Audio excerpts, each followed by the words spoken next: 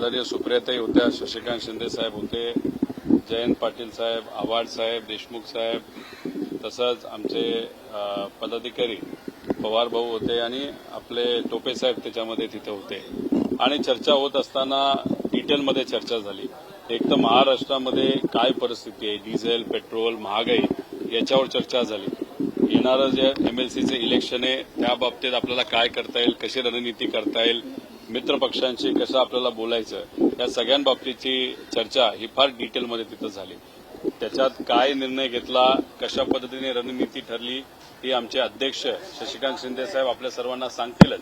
पण एक चांगली आणि सकारात्मक चर्चा ही झाली. लढण्याची भूमिका ही सर्वच नेत्यांनी त्या ठिकाणी मांडलेली आहे आणि शशिकांत शिंदे साहेबांच्या मार्गदर्शनाखाली पुढच्या 5 दिवसांमध्ये पेट्रोल आणि डिझेलच्या ज्या किमती वाढलेल्या आहेत, एक खूप मोठं आंदोलन मुंबईच्या जवळ त्या ठिकाणी घेतलं जाईल. त्या बाबतीत सुद्धा स्पष्टपणे शशिकांत शिंदे साहेब आपल्या सर्वांना सांगतील. दादा, पुण्यात पुढील 15 दिवसाची जमावबंदी लागू केली आहे. खरं तर पेट्रोल डिझेलवरतून ठिकठिकाणी आंदोलनं होतात आहेत आणि लोक रस्त्यावरती उतरून ही आंदोलनं करतायत. पाण्याचा प्रश्न आहे, सिंचनाचा प्रश्न आहे, अशात आंदोलनं होत आहेत आणि त्यामुळे सरकारने ही जमावबंदी पुढील 15 दिवसासाठी लागू केली आहे उद्यापासून. काय झालंय, पुणे महानगरपालिकेमध्ये टँकर मोठ्या प्रमाणात आज वापरले जातात. टँकर माफियांना ताकद दिली जाते. त्यामुळे लोक टँकर माफियांच्या बाबतीत विरोधात रस्त्यावर उतरण्याची तयारी त्या ठिकाणी त्यांनी केली होती. त्याच्याचबरोबर कायदा व सुव्यवस्थेची पुण्याची परिस्थिती अतिशय हालाक्याची झाली. तसं महाराष्ट्राचीच आहे, पण पुण्याच्या बाबतीत बोलायचं झालं तर महिला सुखरूप नाहीत.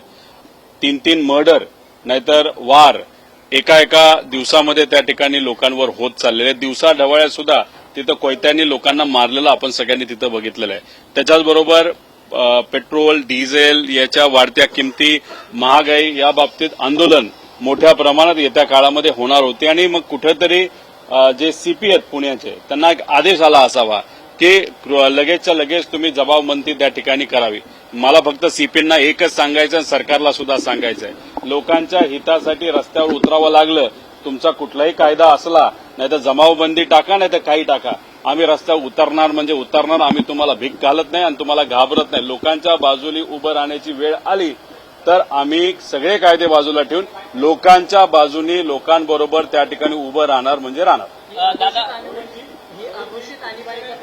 अघोषित आणीबाणी आहेच ना. म्हणजे एखादा नेता जर सरकारच्या विरोधात बोलला तर त्यांना ईडी लावली जाते. एखादं जर इलेक्शनमध्ये काम करणारी एजन्सी असेल ती तर भाजपच्या विरोधात काम करत असेल त्यांच्यावर ईडी आणली जाते. एखादा पत्रकार महत्वाची लोकांच्या बाजूली बातमी पण सरकारच्या विरोधातली बातमी जर लावली तर त्याला वरून वरिष्ठांकडनं फोन येतात. बातमी काढण्यासाठी त्या ठिकाणी सांगितलं जातं. आणि मग आता आंदोलन करण्याची वेळ आहे, लोक रस्त्यावर कुठेतरी उतरत आहेत. त्यात जर तुम्ही असा एखादा कायदा आणत असाल आणि जमावबंदी तिथं करण्याचा प्रयत्न करत असाल, मग कुठे कुठेतरी घोषित नाही तर अघोषित ही आणीबाणीच आहे असं आपल्या सगळ्यांना म्हणावं लागेल.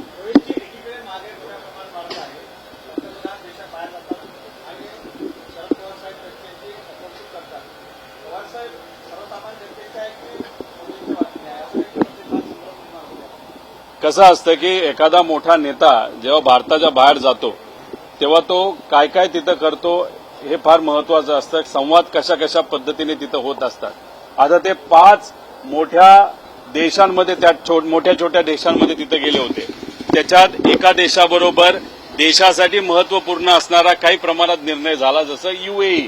पवार साहेब बोलत असताना कदाचित यूएई बद्दल तिथं बोलत असावेत, पण 5 देशापैकी एका देशाबरोबर चांगला संवाद झाला असला तरी 4 देशांबरोबर काय संवाद तिथं झाला हाही प्रश्न तिथं निर्माण होतो. आणि पवार साहेब एक फार मोठे नेते, ते सगळ्याच गोष्टीमध्ये तिथं टीका करतात असं नाही. त्यामुळे कधी ते बोलत असताना डिप्लोमॅटिकली तिथं बोलत असावे, नाही तर कधी पवार साहेबांच्या बद्दल 2 वेगळे अर्थ त्याच्यामधून निघू शकतात. त्यामुळे पवार साहेब बोलत असताना कदाचित त्यांनी मोदी साहेबांवर टोमणाच मारला असावा असं मला तरी वाटतं. विधान परिषदेच्या निवडणुकीमध्ये आता ट्विस्ट आलेला आहे. चंद्रपूर जिल्ह्यातील काँग्रेसचे जे नगरसेवक आहेत तेच मात्र या सगळ्या निवडणुकीमध्ये गायब झालेले आहेत. भाजपचे आमदार बंटी बांगडिया यांच्याबरोबर काही नगरसेवक गेलेले आहेत आणि प्रत्येक नगरसेवकाला 5-5 लाख रुपयाचं टोकन सुद्धा दिलेलं आहे. ही सगळी निवडणूक 100 कोटींपर्यंत घेऊन जात आहेत असा आरोप विजय वडेट्टीवार करतात. एका एमएलसी इलेक्शनसाठी एका पदासाठी अंदाजे खर्च हा कुठंतरी महायुतीकडनं 100 कोटीपेक्षा जास्त केला जाईल अशी चर्चा आहे. म्हणजे नगरसेवक असतील, जिल्हा परिषद सदस्य असतील, जे कोणी मतदार आहेत त्यांना कदाचित भाजपकडनं खूप मोठ्या प्रमाणात पैसा तिथं दिला गेला जाईल, त्याच्याबरोबर महायुतीकडनं दिला जाईल. आता अशा पद्धतीने जर नगरसेवक फोडले जात असतील तर मग इलेक्शनला आणि आपल्या डेमोक्रेसीला म्हणजे लोकशाहीला खरंच काय अर्थ राहिलाय का असा प्रश्न त्या ठिकाणी निर्माण होतो. मग लोकांसाठी खऱ्या अर्थाने लढायचं असेल तर मग लढायचं कसं असा प्रश्न निर्माण होतो. त्यामुळे लोकांना मला विनंती करायची, याच्यापुढे व्यावहारिक दृष्टिकोनातून काम करणाऱ्या लोकांना निवडून देण्यापेक्षा चांगल्या लोकांना तुम्ही निवडून दिलं तर मला वाटतं की प्रामाणिकपणे ती लोक त्या ठिकाणी लढू शकतील असं आम्हाला त्या ठिकाणी वाटतं. आज बालभवन उद्घाटन कार्यक्रम होता. त्या कार्यक्रम पत्रिकेमध्ये एकनाथ शिंदे यांचं देखील नाव होतं, परंतु एकनाथ शिंदे गैरहजर राहिलेत त्या कार्यक्रमाला. उपमुख्यमंत्री सुनेत्रा पवार, मुख्यमंत्री देवेंद्र फडणवीस हेच उपस्थित होते. एकनाथ शिंदेची नाराजी आहे का? कारण की गेल्या अनेक दिवसांपासून दिल्लीवारी खूप मोठ्या प्रमाणात वाढली आहे आणि त्यातच त्यांची ते बार्गेनिंग पॉवर वाढवतात आहेत विधान परिषदेसाठी. एकनाथ शिंदे साहेबांना मला विनंती करायची, तुम्ही मोठे नेते आहात, नाराज जर तुम्ही होत असताल तर महाराष्ट्रावर जेव्हा अन्याय होईल तेव्हा थोडंसं नाराज व्हावं. महाराष्ट्राकडे इन्व्हेस्टमेंट येण्यापेक्षा गुजरातला नेली जाईल तेव्हा तुम्ही खरं तर नाराज होण्याची जरूरत आहे. पेट्रोल डिझेलचे भाव वाढल्यानंतर तुम्ही जर नाराज झाला तर आम्ही त्या ठिकाणी समजू शकतो, पाठिंबा सुद्धा देऊ शकतो. कायदा व सुव्यवस्थेची परिस्थिती आज या महाराष्ट्राची अतिशय हलाखीची झालीत. महिलांवर आणि लहान मुलींवर अत्याचार मोठ्या प्रमाणात वाढत आहेत. त्याच्यावर तुम्ही नाराज झालं तर आम्ही समजू शकतो, आम्ही पाठिंबा देऊ शकतो. पण इलेक्शन आलं की तुम्ही जर नाराज होत असताल, इलेक्शन आलं तर तुम्ही नाराज होऊन दिल्लीला जात असताल, इलेक्शन आलं की तुम्ही साताऱ्यात जात असताल तर कुठेतरी तुमच्या प्रतिमेला डाग पोचतोय असं मला वाटतं. भाजपला हेच पाहिजे असावं असं कुठेतरी रणनीती असू शकते. त्यामुळे इलेक्शनच्या काळामध्ये नाराज होण्यापेक्षा खऱ्या अर्थाने महाराष्ट्रावर जेव्हा अन्याय होतो तेव्हा तुम्ही नाराज झाला तर आम्ही सुद्धा तुम्हाला त्या ठिकाणी पाठिंबा देऊ. पण सत्तेत असणारे जे सर्व तिन्ही पक्ष आहेत त्यांना राजकारण आणि पैसा याच्याशिवाय दुसरं काही पडलेलं नाही. सामान्य लोकांचं काही घेणं देणं नाही असं हे महायुतीचं सरकार आहे.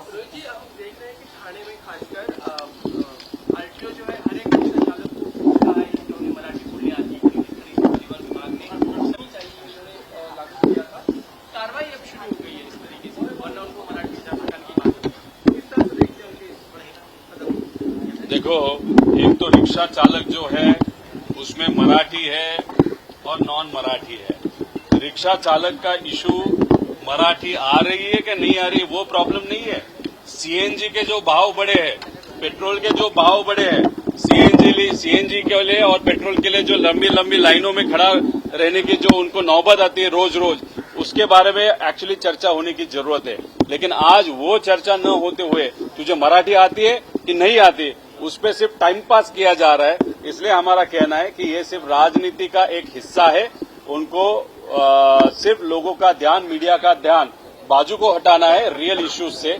आज रियल इश्यूज है सीएनजी, पेट्रोल, डीजल और ये जो इन्फ्लेशन, महंगाई जो बढ़ती जा रही है उसके बारे में एक्चुअली सरकार ने ध्यान देने की जरूरत है. रोहित जी, कल जो है किसानों के मामले परिषद की सीट को लेकर खासकर मुख्यमंत्री का बयान आया हुआ है कि वो न सिर्फ और सीटों पर उनकी चर्चा एनसीपी की सीट मांग रहे हैं, महायुति में छत्तीसगढ़ नजर आ रही है. अब बीजेपी अपने सहयोगी दलों की सीटों पर भी नजर रखेगी. नजर तो आने वाले ये इस इलेक्शन में जो सीटें हैं उस सीटों में भी और सीटों से अपने लोगों को कैसे अपन चुनाव लड़वा सकते हैं इसके लिए बीजेपी का ध्यान तो डेफिनेटली है ही.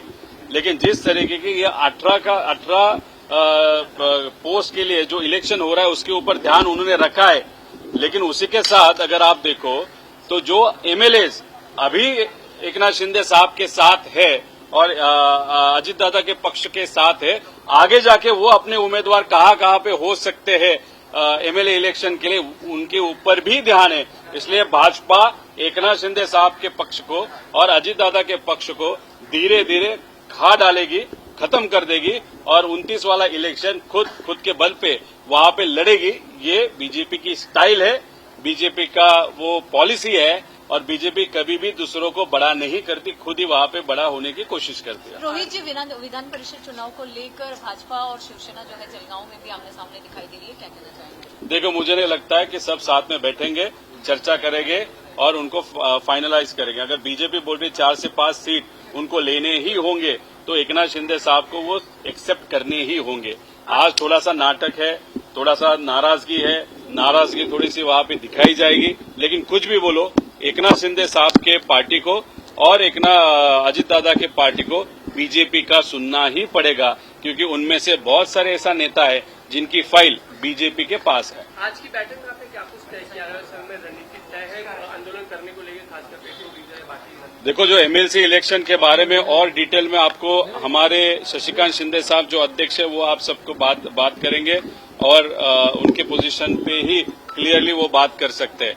उनके मार्गदर्शन में उसी के साथ जयंत पाटिल साहब हो, सुप्रिया सुले हो, अवार साहब हो और बड़े बड़े सब नेता, देशमुख साहब है, टोपे साहब है, शहर के हमारी जो बॉडी है, नवी मुंबई की बॉडी है, रायगढ़ की बॉडी है, उसके साथ महाराष्ट्र के बहुत सारे पदाधिकारी, ये सब मिलके आने वाले 5-6 दिन में बम्बई के पास बहुत बड़ा आंदोलन ये प्राइस राइज और पेट्रोल और डीजल के प्राइसेस के बारे में वहां पे लेंगे। मुख्यमंत्री का बयान अभी आया हुआ है, वो कह रहे हैं कि सप्लाई चेन प्रभावित जरूर हुई क्योंकि अंतर्राष्ट्रीय स्तर पर पेट्रोल के दाम बढ़े हुए थे, लेकिन ये जिस तरीके से लोग आगे बढ़कर ज्यादा से ज्यादा पेट्रोल लेने की कोशिश कर रहे हैं, वो न करें, पर्याप्त मात्रा में डीजल पेट्रोल मौजूद है, ये उनका बयान है।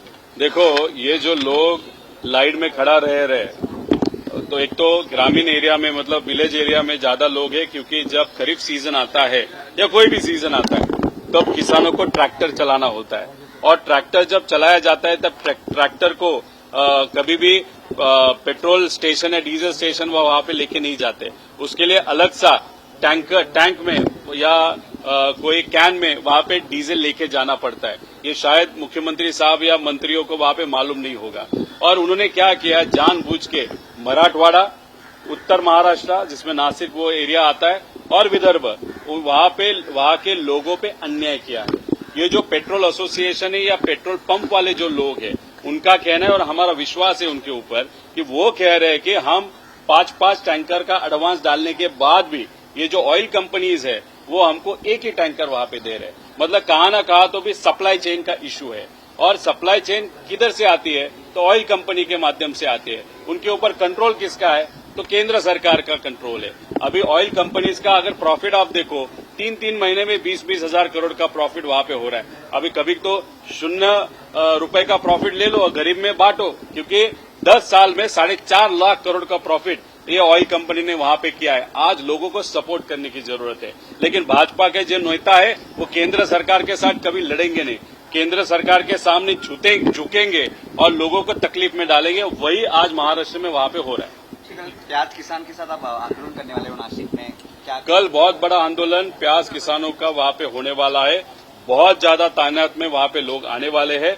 दिल्ली को जाने वाला जो रास्ता है वो हम रुकाने वाले हैं, क्योंकि दिल्ली प्याज किसानों के बारे में वहां पे निर्णय नहीं ले रही, किसानों के बारे में निर्णय वहां पे नहीं लिया जा रहा। इसलिए जो चांदवड़ करके एरिया है वहां पे सुबह 9 बजे कल 26 तारीख को बहुत बड़ा आंदोलन होकर दिल्ली को जाने वाला हाईवे वहां पे हम रुकाएंगे, ताकि दिल्ली को पता चल जाए जो प्याज के किसान हैं उनको आज तकलीफ क्या है। सर, कल के आंदोलन में महाराष्ट्र महाविकास आघाड़ी के कौन कौन से बड़े नेता शामिल हो सकते हैं? देखो, कांग्रेस हमारे पक्ष से शशिकांत शिंदे साहब वहां पे, हम वहां पे है, हमारे पदाधिकारी वहां पे, उसी में जो सपकाल साहब है कांग्रेस के प्रदेश अध्यक्ष वो वहां पे आने वाले, दानवे साहब जो है जो उद्धव ठाकरे साहब के पक्ष के बहुत वरिष्ठ नेता है वो वहां पे आने वाले, सीपीएम के भी कुछ नेता वहां पे आएंगे और सब मिलके किसानों के साथ वहां पे आंदोलन करके जो नेशनल हाईवे है वो हम वहां पे रुकाने वाले हैं और बहुत बड़ा आंदोलन वहां पे होगा। दादा, अजित पवारांच्या राष्ट्रवादीचं स्थानिक स्वराज्य संस्थेच्या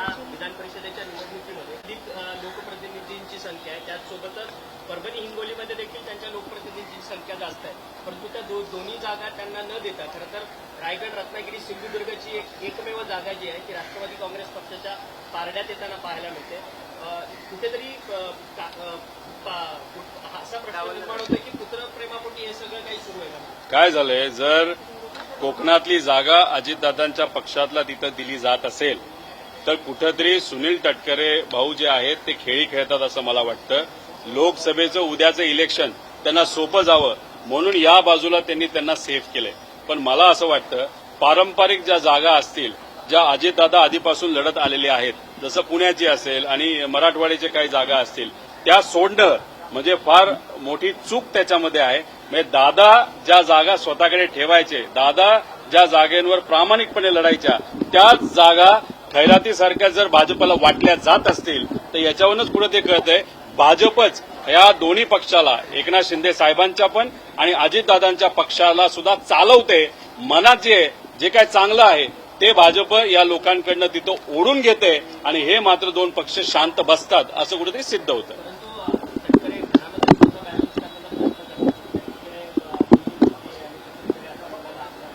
नाही, शेवटी आमदारकी कोणाला मिळते हे आपण सर्वजण बघू आणि मग आमदारकी खरंच पुत्राला मिळाली नाही तर अजून कोणाला मिळाली नाही तर काय झालं हे उद्याचा विषय.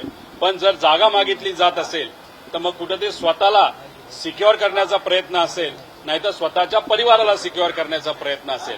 म्हणजे जो पक्ष लोकांना ताकद देण्यासाठी काम करत होता, कार्यकर्त्यांना ताकद देण्यासाठी करत होता, पदाधिकाऱ्यांना ताकद करण्यासाठी होता, आज कुठेतरी घरातल्या लोकांना निवडून आणण्यासाठी या पक्षाचा वापर दुर्दैवाने अजितदादा नसताना केला जातोय हे मात्र या ठिकाणी सिद्ध होतंय. आणि भाजपच्या आधिपत्याखाली हा पक्ष आलाय आणि एकनाथ शिंदे साहेबांचं सुद्धा आलंय हे कुठेतरी सिद्ध होतं. थँक्यू.